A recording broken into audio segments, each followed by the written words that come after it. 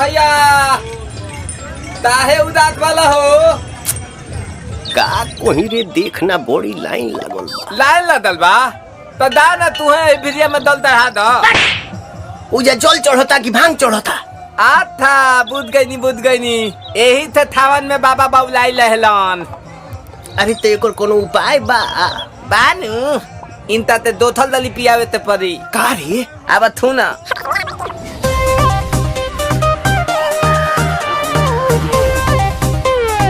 हर हर बम बम।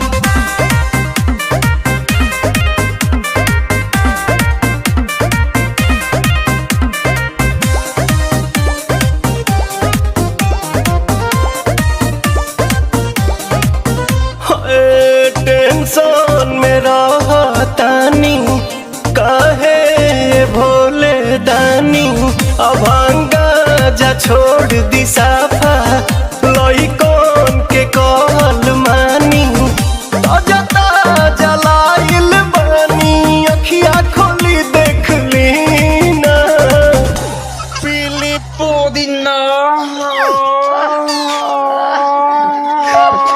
पुदीना पीली पुदीना पीली पुदीना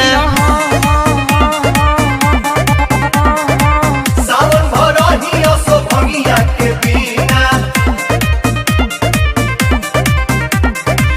रे बबिया ना पिहन का रे? लोता ना भैया हम पियावतनी। हाँ हाँ पिया।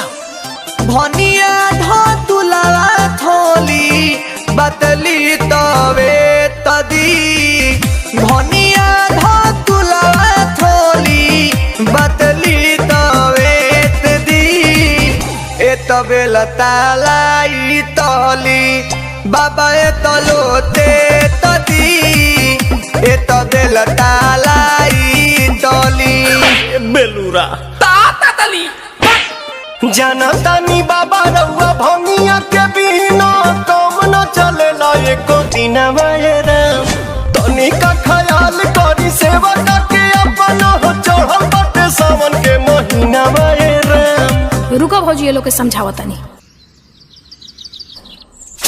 ले दादा अरे झूठो के भीड़ बाड़ा कइले हो सभे के बाड़ा झुरइले हो। झूठो के भीड़ बाड़ा कइले हो सभे के बाड़ा झुरइले हो।